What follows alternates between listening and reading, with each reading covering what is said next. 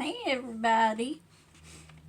I just got finished eating Oreos and milk, so we'll do a check so you don't have to look at Oreos the whole video. I hope everybody's had a great day, and I'm getting ready to do my next reading. And we left off where I got cut off on the last video saying abracadabra and behold. I believe we were looking at, like, she was wondering, she was picking up eggs and putting them to her ear. So I think we'll just start right there. But by the way, hi, this is Nikki, Life with Nikki Moore, and I'm reading a book called Briar and Rose and Jack. And it's turning out to be a really good book, which I love retelling stories. I love them. I like reading anything just about. But yeah, so I guess let's get begun. Alright. Let's do Now Which is Which? She wonders aloud. She picks up a smallish brown egg and puts it up to her ear. Hello? Hello in there. Anybody home? She listens carefully for a minute, then says, "Oh, this will do nicely." Tapping the egg sharply on the edge of the bowl, she opens the shell and lets the thick yellow yolk drop into the brew. Now, for the proper conjuration. Let's see. We must mix it and change it and make lots of it. Abracadabra and behold. That's where I learned that I can't do a full 20-minute video. So let's continue. Turn this mishmash into gold and multiply it sevenfold. Hilda watches carefully for any signs of a transformation, but other than the egg yolk spreading thick and yellow in the disgusting mess, nothing happens. Hilda's face falls. "It needs something else," she cries, "something to give it a little oomph. A handful of pepper ought to do it." She pours a healthy helping of the spice out of a jar into her palm, while the girls back away. Then, throwing it into the middle of the mixture, Hilda opens her mouth to repeat the incantation, just as the mess rises up in a small mountain of goo and erupts into an enormous exploding bubble. Yellow slime flies everywhere, but mostly onto Hilda, who is now spotted from the waist up with bits of straw and marigold stuck to her here and there. Briar and Rose are only lightly speckled. Hilda shakes herself off like a wet dog, then says, "Drat." "I guess the pepper was a bad idea. You two had best get along. I have quite a cleaning job here. Can't we help? We want something to do." "No, you mustn't touch anything. I might be able to scrape up enough of the brew to try again." "Here," says Hilda, picking a few spilled sweetmeats up from the floor and rubbing the dirt off them with her sleeve. "Have a little treat and be off with you." The girls thank her for the sweetmeats and store them carefully away in their leather pouches. But it's too hot to sit in a stuffy solar and stitch all afternoon. Rose complains, pouting slightly in disappointment. Hilda, who is sweaty and tired and really intends to take a nap, says, "Get along with you now, dearies. I've got a lot of work ahead of me, and I must stay focused. If you're wanting some new activity, you'll have to think of it yourselves. And if you can't think of it yourselves, then you had better go and do your stitching." Briar and Rose take this as permission to do as they like, which was exactly what they came for. They hastily retreat down the stairs, conferring as they go. Is it to be the bell tower or the kitchen first?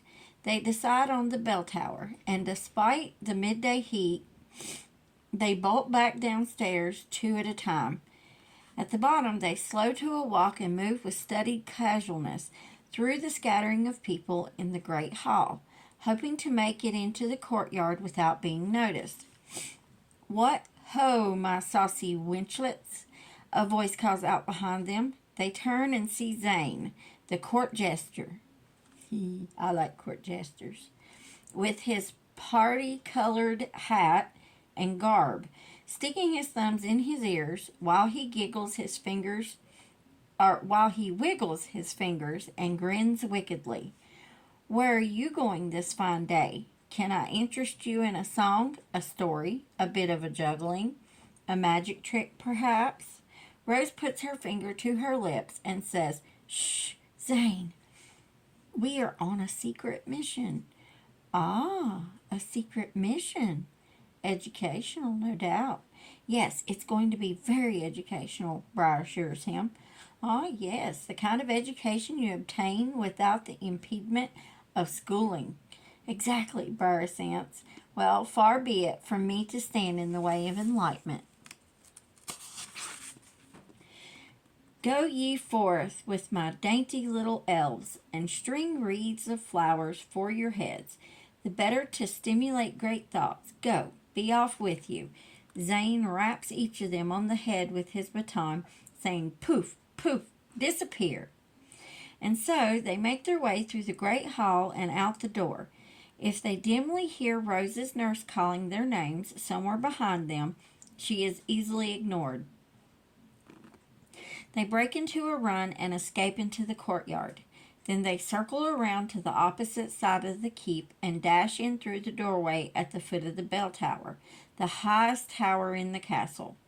"Beat you to the top," they cry together. Though the contest is always the same, they begin to climb the 200 steps of the circular staircase 2 steps at a time. This lasts for only about 26 steps, by which time Rose is falling behind. At 100 steps, Briar is well ahead, her strong legs climbing easily while Rose is breathing heavily and holding her aching side.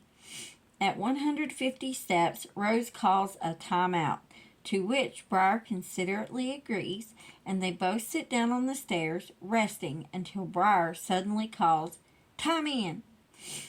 and clambers up the remaining stairs, well ahead of Rose, whose legs are trembling and threatening to give out. Both girls are laughing raggedly as they near the top, and Briar thrusts herself up one last step to win the race, then goes back down and takes Rose by the hand to pull her up the remaining stairs. The roof of the tower is an open area surrounded by crenellations, crenellations, crenellations, with 4 solid pillars supporting the housing for a great bell. A solitary soldier stands, which on the rooftop, sweltering in his chainmail, and his face lights up at the sight of the 2 girls, who have collapsed, panting at the top of the stairs. "Well, as I live and breathe," he exclaims, "a fine pair of birds have lit on my treetop. We've brought you a present, Gerald," says Rose, drawing a sticky lump of sweetmeats from her pouch. Briar holds hers out as well. Gerald, who is not particular, thanks them with real delight. He makes a little ceremony out of removing his metal helmet and leather gloves, then makes short work of the sweet morsels, licking his fingers when he is done. "I suppose that was a bribe," he demands now, though he would have taken it anyway. "I'm not supposed to tell anyone you're skipping lessons." The girls just giggle, then totter over to peek out from the crenellations at the magnificent view of the countryside and the great mountain, its lofty peak disappearing in a permanent ring of clouds. "Have you seen any sign of the giant?" Rose asks, for that is Gerald's sole occupation. We're getting ready to find out how the giant. "If I had, you'd heard this here bell ringing for all the castle and the village to hear, as well as you know. Never fear. I have the keenest eyes in the king's guard, my fine ladies, and if I see that old blackguard coming down from the mountain. You'll know about it." For some time the girls stand gazing out of the beautiful landscape and down at the ant people in the courtyard below, while a brisk breeze cools their damp brows and Gerald regales them with stories of the giant's past forays. They are deliciously frightened, and they beg for more, but Gerald finally tells them they had better be gone before the changing of the guard. Swearing him to secrecy, they head slowly back down the tower stairs, making plans for the future. Feeling increasingly adventuresome, they dare each other to climb the tower again and see the giant for themselves the next time he comes.